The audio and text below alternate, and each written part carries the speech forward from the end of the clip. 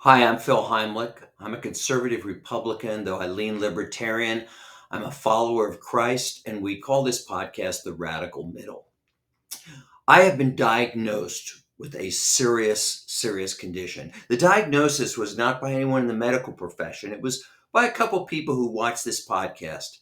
They have determined that I suffer from Trump Derangement Syndrome, also known as TDS. And they've recommended either some very strong medicine or perhaps a frontal lobotomy. And I thought I'd explain how I got to the point that I did. You see, when people say you have TDS, what they're suggesting is you're obsessively concerned about this one person, Donald Trump, and he's no worse than any of the other leaders, or maybe he's really a great leader. It's one of those. So why am I so focused on this guy? Let me explain.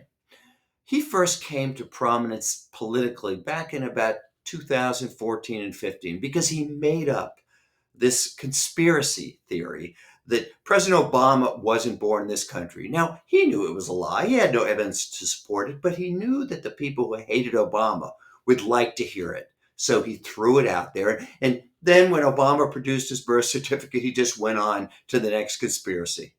Another thing that separates Donald Trump from certainly any other president we've had is his denial of the 2020 election, claiming that it was fraudulent, it was rigged, and his efforts to overturn it, which included inciting a deadly riot on our Capitol where over 150 police were injured.